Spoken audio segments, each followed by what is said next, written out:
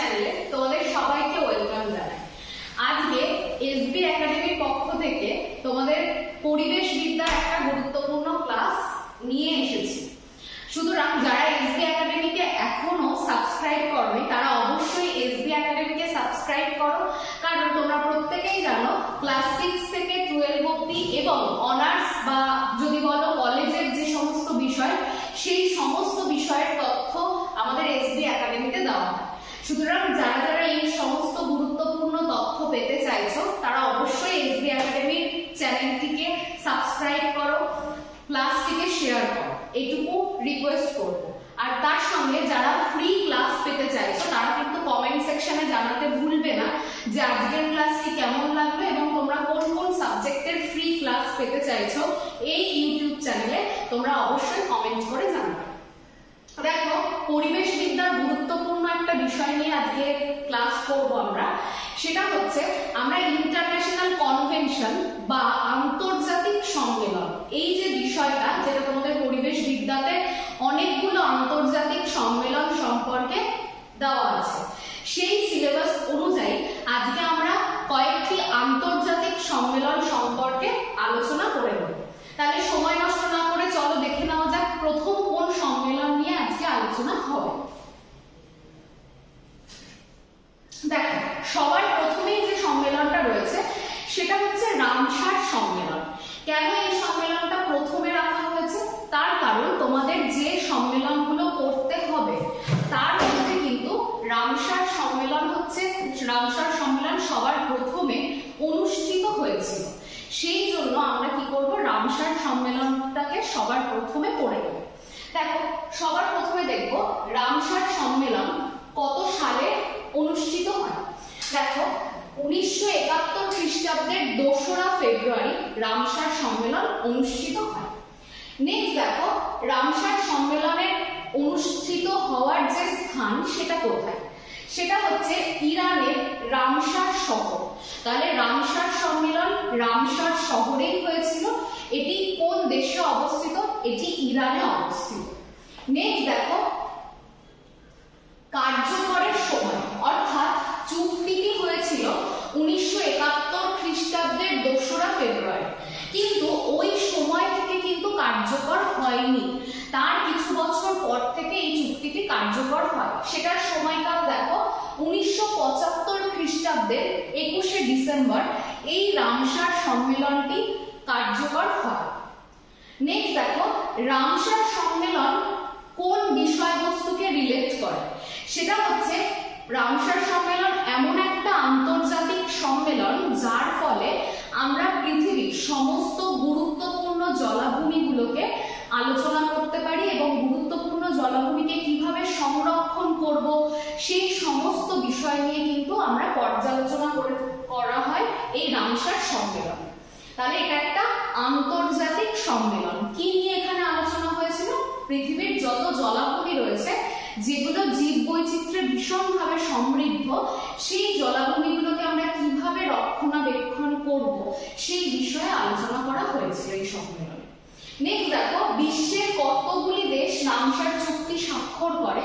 সেটা হচ্ছে বিশ্বের 171টি দেশ রামসার চুক্তি স্বাক্ষর করে।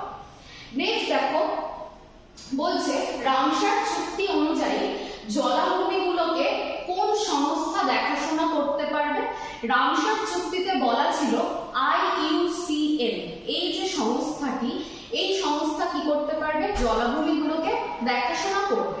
এবার কথা হচ্ছে IUCN এটার অর্থ বা ফুল ফর্ম সেটা হচ্ছে, দেখে নেব, international union for conservation of nature and natural resources.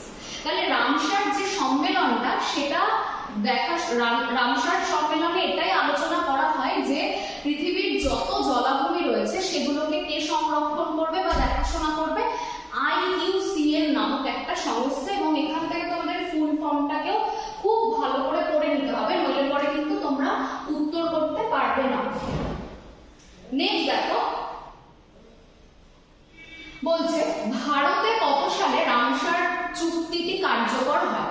সেটা হচ্ছে 1982, মানে 1982 সালে রামসার চুক্তিটি ভারতে কার্যকর করা হয়। তাহলে 71 সালে এই রামসার সম্মেলনটা অনুষ্ঠিত হয়। 1975 খ্রিস্টাব্দে এটা কার্যকর হয় এবং ভারতের কার্যকরের সময়কাল বললে সালটা হবে কত? 1982। নেক্সট দেখো, বর্তমানে 2024 সাল অনুযায়ী ভারতে রামসার জলাভূমির সংখ্যা কত হলো? 80টা। তাহলে ভারতবর্ষে মোট বর্তমানে 2024 মার্চ মাসের ডেটা অনুযায়ী রামসার সাইটের সংখ্যা কটা আছে? 80টা। ভারতের সব থেকে বেশি রামসার সাইট রয়েছে কোথায়? রয়েছে তামিলনাড়ু রাজ্যে। মোট মনে রাখবে 16টি রামসার সাইট রয়েছে এই তামিলনাড়ু রাজ্যে।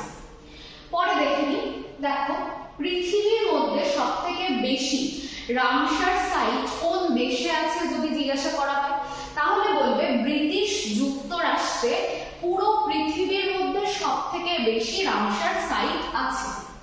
নেক্সট দেখো, যদি আমরা রামসার সাইটের সংখ্যা না দেখে যদি আমরা আয়তনের ক্ষেত্রে বিচার করি, তাহলে আমরা দেখতে পাবো আয়তন বা ক্ষেত্রমানের ভিত্তিতে পৃথিবীর মধ্যে কানাডাতে রামসার সাইটের যে আয়তন সেটা সব থেকে বেশি। তাহলে কোশ্চেন দুরকম হতেই পারে, বলতেই পারে যে পৃথিবীর কোন দেশে রামসার সাইটের সংখ্যা সর্বাধিক, তখন উত্তর হয়ে যাবে কি? ব্রিটিশ যুক্তরাষ্ট্র। যদি বলে আয়তনের ভিত্তিতে পৃথিবীর কোন দেশে রামসার সাইটের এলাকা সর্বাধিক, তখন আমাদের উত্তর হয়ে যাবে কানাডা। নেক্সট দেখো, বলছে রামসার সম্মেলনের উদ্দেশ্যটা কি ছিল? সেটা হচ্ছে পৃথিবীর যত জলাভূমি রয়েছে সেই জলাভূমিগুলোকে আন্তর্জাতিক যে গুরুত্ব জলাভূমি এবং তাদেরকে স্বীকৃতি দেওয়া, এটা ছিল প্রধান একদম উদ্দেশ্য। মানে যত জলাভূমি রয়েছে যারা জীববৈচিত্র্যের সমৃদ্ধ, সেই জলাভূমিগুলোকে কি করা? আন্তর্জাতিকভাবে স্বীকৃতি দেওয়া। নেক্সট দেখো, আরো উদ্দেশ্য রয়েছে। বিশ্বব্যাপী জলাভূমি ও তার বাস্তুতন্ত্র রক্ষায় রামসার সম্মেলনের গুরুত্ব অপরিসীম। তার মানে যেহেতু রামসার সম্মেলনের আগে কোনো সম্মেলন এই আন্তর্জাতিক সম্মেলনটি করেনি যেখানে জলাভূমিকে সংরক্ষণ করা হবে, সেই জন্য দেখো রামসার সম্মেলনের গুরুত্ব কিন্তু একদম অপরিসীম ছিল পৃথিবীর জলাভূমির বাস্তুতন্ত্র রক্ষাতে। নেক্সট দেখো, প্রতি বছর 2রা ফেব্রুয়ারি, ভীষণ ইম্পর্টেন্ট একটা জায়গা, তোমরা একটুখানি নোট ডাউন করে নেবে, সেটা হচ্ছে 2 ফেব্রুয়ারি। এই জায়গাটাতে একটুখানি লেখা হয়নি, সেটা হচ্ছে 2 ফেব্রুয়ারি প্রত্যেক বছর আমরা কি পালন করি? বিশ্ব জলাভূমি দিবস। তাহলে 2 ফেব্রুয়ারি 1971 রামসার সম্মেলন অনুষ্ঠিত হয়, আর তারপর কিন্তু আমরা সেই থেকে 2রা ফেব্রুয়ারি তারিখে বিশ্ব জলাভূমি দিবস পালন করে থাকি। নেক্সট দেখো কি বলছে, 2024 বিশ্ব জলাভূমি দিবসের থিম কি ছিল সেটা দেখে নাও। দেখো, ওয়েটল্যান্ড অ্যান্ড হিউম্যান ওয়েলবিং। তার মানে এখানে জলাভূমি এবং মানব স্বাস্থ্য সম্পর্কে কিন্তু বা মানবের যে মানব বসবাসের জন্য যে সুপরিবেশ সেই বিষয়ে কিন্তু বলা হয়েছে। মানে মানুষকে সুস্থ থাকার মতো পরিবেশ এবং তার সাথে জলাভূমিকে আমরা কিভাবে সংরক্ষণ করব সেটা ছিল এবছরের থিম। এরপর দেখো, গুরুত্বপূর্ণ একটা কোশ্চেন, আমাদের পশ্চিমবঙ্গে রামসার সাইটের সংখ্যা কত? সেটা হবে, রামসার সাইট আমাদের পশ্চিমবঙ্গে আছে 2টি। একটা হচ্ছে পূর্ব কলকাতা জলাভূমি, আরেকটা হচ্ছে সুন্দরবন। এই প্রসঙ্গে তোমাদেরকে বলে রাখি, সুন্দরবন হচ্ছে ভারতের যত রামসার সাইট আছে তাদের মধ্যে সবথেকে বৃহত্তম রামসার সাইট হচ্ছে সুন্দরবন। দেখো সেটাই পরবর্তী বিষয়ে লেখা আছে। এরপর দেখো, ভারতবর্ষে যেটা সবথেকে ক্ষুদ্রতম রামসার সাইট সেটা কি নামে পরিচিত? সেটা দেখতেই পাচ্ছ, হিমাচল প্রদেশের রেণুকা হ্রদ সবথেকে ক্ষুদ্রতম রামসার সাইট। নেক্সট দেখো, ভারতের একমাত্র হিমবাহ দ্বারা সৃষ্ট রামসার সাইটের নাম কি? সেটা হচ্ছে হিমাচল প্রদেশের চন্দ্রতাল। এটা হচ্ছে গুরুত্বপূর্ণ রামসার সাইট, যেটা কি দ্বারা সৃষ্ট? বরফ গলা জলে পুষ্ট একটা রামসার সাইট। নেক্সট দেখো কি বলছে, বিশ্ব জুড়ে যতগুলো জলাভূমি বা রামসার সাইট আছে তাদের ধরন কত? সেটা হচ্ছে 3 ধরনের রামসার রামসার সাইট প্রধানত হয় একটা সমুদ্রের একদম উপকূলবর্তী অঞ্চলগুলোতে যে রামসার সাইট গড়ে ওঠে তাকে আমরা বলি উপকূলীয় রামসার সাইট। যে রামসার সাইটগুলো দেশের অভ্যন্তরে গড়ে ওঠে তাকে আমরা বলি অভ্যন্তরীণ রামসার সাইট। আর কিছু রামসার সাইট আছে যেগুলো কিনা মানুষের দ্বারা তৈরি, অর্থাৎ কৃত্রিম রামসার সাইট। তাহলে এটাও আমরা মনে রাখবো। দেখো, কোন জলাভূমি যদি রামসার সাইট হতে চায় তার জন্য কি কি শর্ত তাদের থাকতে হবে। প্রথমটা দেখো, জলাভূমিটি প্রাকৃতিক অথবা কৃত্রিমভাবে সৃষ্টি হতে হবে।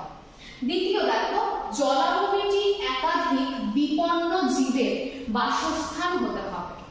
তৃতীয় দেখো, জলাভূমিটিতে জীব বৈচিত্র্য উল্লেখযোগ্য, মানে প্রচুর জীবের বৈচিত্র্যতা বা জীব প্রজাতির বৈচিত্র্যতা থাকতে হবে। জলাভূমিটিতে নিয়মিতভাবে অন্তত 20,000 পাখির প্রাকৃতিক বাসভূমি হতে হবে এই জলাভূমিটাতে, তার মানে পাখিদের বসবাসের স্থল। তারপর দেখো, জলাভূমি বিভিন্ন প্রাণী প্রজাতির জীবন চক্র পূরণে সাহায্য করবে, এটাও গুরুত্বপূর্ণ। তারপর দেখো, জলাভূমিটি বিভিন্ন মাছের আবাস স্থল রূপে কাজ করবে, তার মানে প্রত্যেকটা জলাভূমিকে যারা রামসার সাইট হবে তাদেরকে বিভিন্ন মাছের জীবন চক্র পূরণ এবং মাছের আবাস স্থল রূপে কাজ করতে হবে।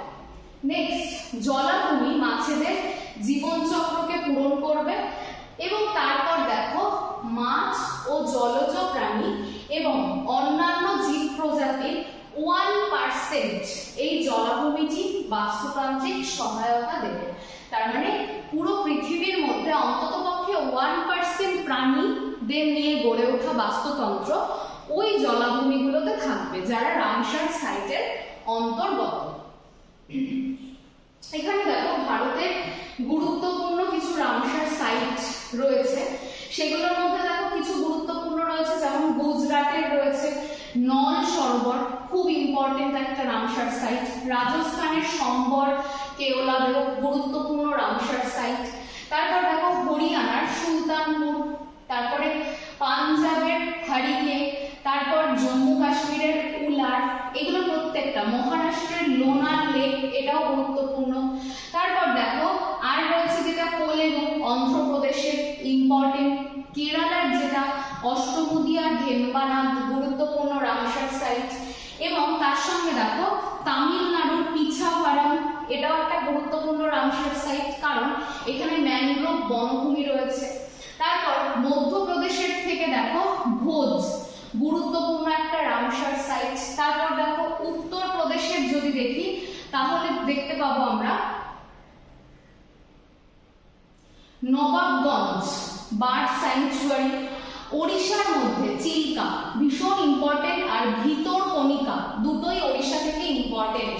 চিল্কাকে বলা হয় ভারতের প্রথম রামসার সাইট। তাহলে ভারতের মধ্যে কোন রামসার সাইটটি সর্বপ্রথম গড়ে ওঠে, সেটা হচ্ছে চিল্কা। ওয়েস্ট বেঙ্গলের তো জানোই সুন্দরবন এবং পূর্ব কলকাতা জলাভূমি। আবার দেখো, মণিপুরের লোকটাক হ্রদ ইম্পর্টেন্ট। উত্তরাখণ্ডের যেটা রয়েছে সেটা হচ্ছে আসাম কনজারভেশন। হিমাচল প্রদেশের যেটা রয়েছে সেটা হচ্ছে রেণুকা, ইম্পর্টেন্ট। তাহলে মোটামুটি ভাবে যেগুলো খুব ইম্পর্টেন্ট সেই নামগুলো বলে দেওয়া হলো তোমাদেরকে। তোমরা কিন্তু সেই অনুযায়ী কিছু নাম অবশ্যই পরীক্ষার জন্য দেখে যাবে, যেরকম অষ্টমুদি হতে পারে। দেখো, এরপর আমরা যে সম্মেলনটা নিয়ে আলোচনা করব সেটা হচ্ছে স্টকহোম সম্মেলন। কোথায় হয়েছে, কত সালে হয়েছে দেখে নেব। দেখো, স্টকহোম সম্মেলনের যে সময়কাল সেটা হচ্ছে 1972। তাহলে 71 এ হলো রামসার সম্মেলন, 72 তে হচ্ছে স্টকহোম সম্মেলন। নেক্সট, সম্মেলনের স্থান দেখো, সুইডেনের স্টকহোম। নেক্সট, কার্যকরের সময় 1972 তে স্টকহোম সম্মেলন হলেও এটা কার্যকর হয় কিন্তু 1975 থেকে। অংশগ্রহণকারী দেশ, কতগুলো দেশ অংশগ্রহণ করে, 114টি। নেক্সট, থিম কি ছিল, অনলি ওয়ান আর্থ। এটা হচ্ছে আর্থের ছবি দেওয়া রয়েছে। তার মানে যদি বলা হয় স্টকহোম সম্মেলনের থিম কি, তাহলে আমরা বলবো অনলি ওয়ান আর্থ। উদ্দেশ্য দেখো কি ছিল, উদ্দেশ্য হচ্ছে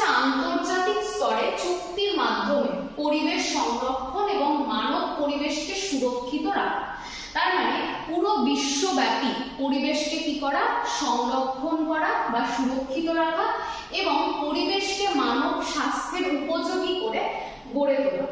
দেখো, স্টকহোম সম্মেলন বিশ্বের প্রথম আন্তর্জাতিক পরিবেশ সম্মেলন। ভীষণ ইম্পর্টেন্ট, কারণ পরিবেশ সংক্রান্ত যত সম্মেলন হয়েছে তাদের মধ্যে স্টকহোম হচ্ছে একদম প্রথম আন্তর্জাতিক সম্মেলন। নেক্সট দেখো, বিষয় কি আলোচনা করা হয়েছিল স্টকহোম সম্মেলন। বিষয় দেখো, ক্রমাগত নির্গত জৈব দূষণ, যেটাকে বলা হচ্ছে ইংলিশে পিওপি, পারসিস্টেন্ট অর্গানিক পলিউটেন্ট, এখান থেকে মানব স্বাস্থ্যকে রক্ষা করা। অর্থাৎ কিছু জৈব দূষক আছে যেরকম ডিডিটি, শিল্পজাত কিছু দূষক, কৃষিক্ষেত্রে ব্যবহৃত কিছু পলিউটেন্ট বা দূষক, এগুলো থেকে মানব স্বাস্থ্যকে রক্ষা করা। আর কি আলোচনা করা হয়েছিল? ওজোন স্তরের ক্ষয়টাকে নিয়ন্ত্রণ করা বা ওজনের যে ক্ষয় সেটাকে নিয়ন্ত্রণ করা। এই সম্মেলনে মোট 26টা নীতি ঘোষণা করা হয়। এটাকে বলা হয় কি ম্যাগনা কার্টা। তাহলে দেখো, স্টকহোম সম্মেলনে যদি বলা হয় কতগুলো নীতি ঘোষণা করা হয়েছিল, সেটা বলবো আমরা 26টি। ফলাফল দেখো, এই সম্মেলনের ফলে 5ই জুন বিশ্ব পরিবেশ দিবস নির্ধারিত হয়। তাহলে খুব ইম্পর্টেন্ট একটা জায়গা হচ্ছে, এই স্টকহোম সম্মেলন হওয়ার পর থেকে আমরা কি পালন করছি? 5ই জুন বিশ্ব পরিবেশ দিবস আমরা পালন করে আসছি। নেক্সট দেখো, এই সম্মেলনের উদ্যোগে ইউএনইপি নামক একটি সংস্থা রয়েছে, সেটার জন্ম হয়। তার মানে স্টকহোম সম্মেলন কি করেছিল? 5ই জুন বিশ্ব পরিবেশ দিবস পালন করতে সাহায্য করেছিল এবং ইউএনইপি নামক একটা সংস্থা সৃষ্টিতে কিন্তু এই স্টকহোম সম্মেলন উদ্যোগী ছিল। নেক্সট দেখো কি বলছে, 1972 খ্রিস্টাব্দে স্টকহোম সম্মেলনে ভারতের থেকে কে যোগদান করেন? ইন্দিরা গান্ধী যোগদান করেন। তৎকালীন যিনি প্রধানমন্ত্রী ছিলেন তিনি অংশগ্রহণ করেছিলেন, ইন্দিরা গান্ধী তার নাম। তার বক্তব্যতে কি পরিষ্কার হয়েছিল? যে আমাদেরকে পরিবেশ তো ব্যবস্থাপনা করতেই হবে, তার সঙ্গে আমরা দারিদ্রতা দূরীকরণ করব। যদি আমরা দেশের দারিদ্রতা দূরীকরণ করতে পারি তাহলে আমরা পরিবেশের সমস্ত মানুষের মধ্যে একটা বৈষম্যতা দূর করতে পারবো। ফলে প্রত্যেকটি মানুষ কিন্তু পরিবেশ সম্পর্কে অনেক বেশি সচেতন হতে পারবে। তাহলে এইগুলো ছিল ইন্দিরা গান্ধীর মূল বক্তব্য, মানে তিনি পরিবেশ ব্যবস্থাপনার সঙ্গে দারিদ্রতা দূরীকরণের সংযোগ সাধন করেছিলেন। তাহলে আজকে আমরা রামসার সম্মেলন এবং স্টকহোম সম্মেলনের আলোচনা করলাম। তোমাদের যে কটা সম্মেলন রয়েছে আমি প্রত্যেকটাই এসবি একাডেমির এই ইউটিউব চ্যানেলে আলোচনা করব। তোমরা অবশ্যই এই ক্লাসটিকে প্রচুর শেয়ার করবে, লাইক করবে যদি ভিডিওটি ভালো লাগে, আর যারা আজকে প্রথম ক্লাস দেখলে তারা চ্যানেলটিকে সাবস্ক্রাইব করবে। সবাইকে ধন্যবাদ এতক্ষণ আমাদের সাথে থাকার জন্য। Thank you.